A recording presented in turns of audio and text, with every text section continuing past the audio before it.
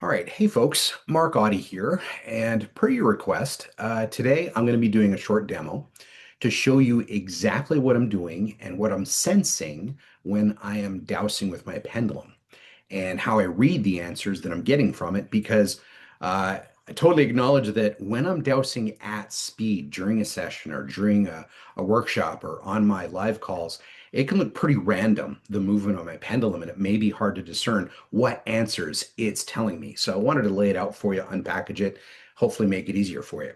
So, comment number one, since this is a quick demo and not a full-blown training on dowsing, I won't be going into all the different ways you can douse. For the last 15 years, I've just been using Old Faithful here, my pendulum. And so that's what I'm going to be using today.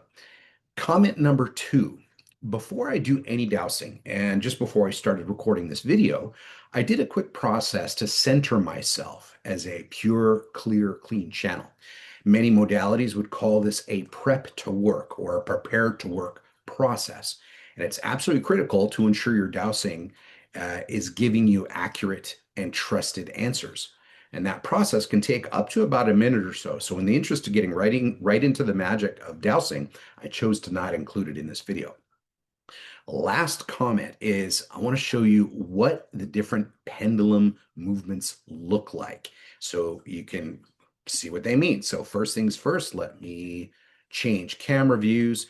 And what you're seeing beneath my video feed here is a top-down video feed of a chart that I have on my desk in front of me.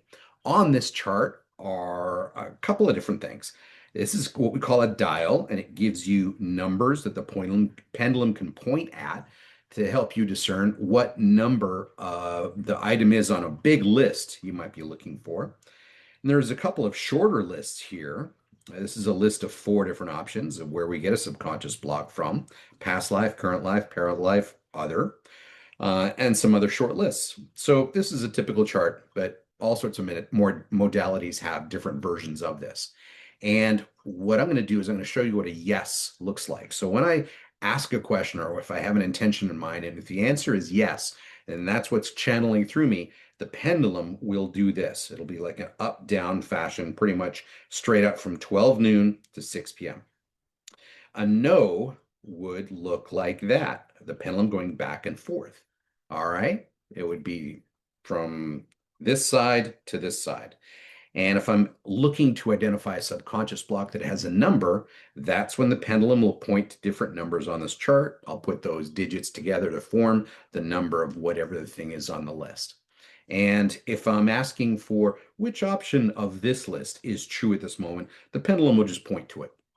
So that's the quick and dirty. And one very important comment before I start demonstrating is a lot of people think that the entire time I'm moving my pendulum around this chart, I'm physically and intentionally moving the pendulum myself with my fingers. Not at all the case. I am giving it an initial push. This is how I was trained to give their pendulum an initial push so that it has some energy and then just watch where it bends, what direction it bends, where it stops on this chart, and that tells you what you need to know. So I'm giving it a push, and after, maybe it points out something over here, I'll reset the pendulum back here, give it another push with another question in mind or another intention, and it'll keep giving me answers. It'll bob around here all day long.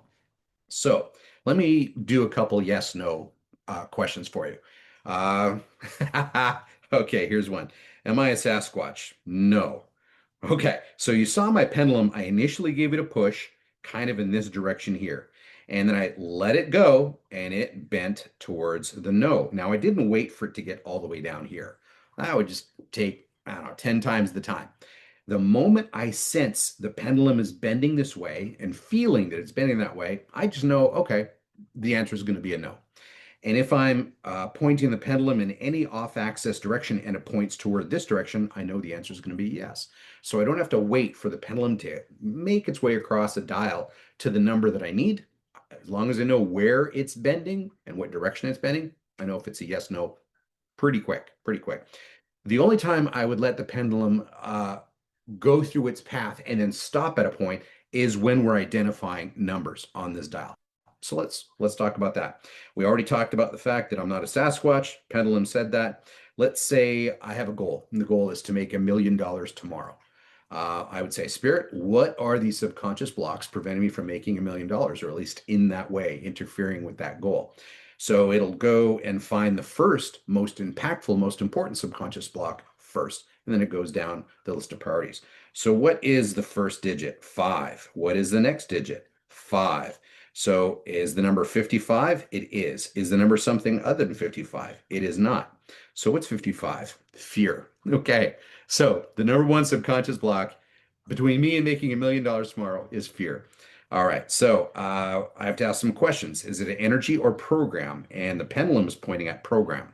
Next question I would ask is, what life did I get that program from?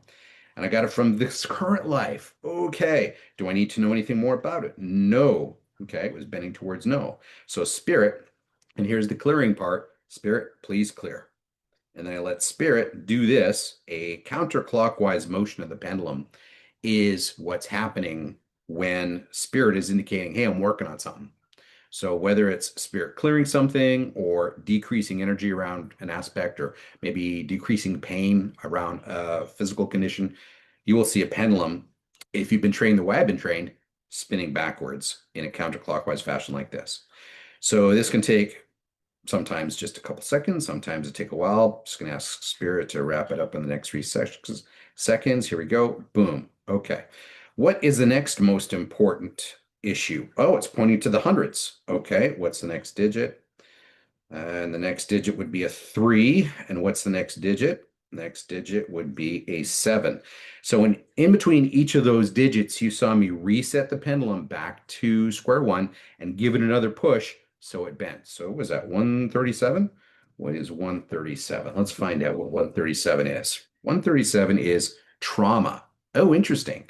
So there's some trauma in between me and $1 million payday. Well, let's go clear it. But first, you have to ask 2 questions: energy or program? Okay, it's not my fault. It's a program that attracted the trauma.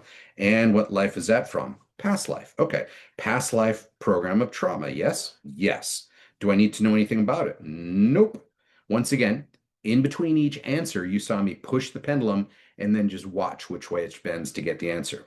So we don't need to know anything more about it, which means we don't need to go into past life analysis. What role did I play? Who hurt who? What happened? Who's to blame?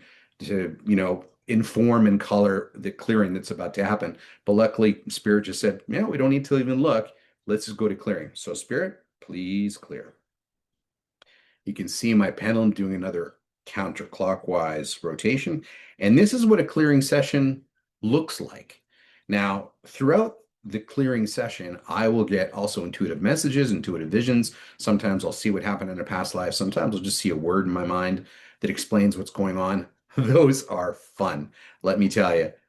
Those sessions, man, the things we find out, aliens, past life, shenanigans. It's really fun. Anyway, so that's what the pendulum looks like, and that's what also happens in sessions is intuitive information also comes through to color what I'm seeing. So that is dowsing in a nutshell, the way I've been trained anyway. Often looks quite similar to this, especially when you're using a pendulum. So if you have any questions, please DM me, let me know. And you'll see a whole lot of these types of videos as I release my new video series on celebrity clearings, conspiracy theory research, and answers about, okay, is Bigfoot real? That kind of thing. I've always wondered. I realized, why the heck not find out? And also clearing the world. A couple of different video series. So you'll see a lot of video series with me and this chart showing answers. So welcome aboard, buckle up, have fun. We'll talk to you soon. Bye for now.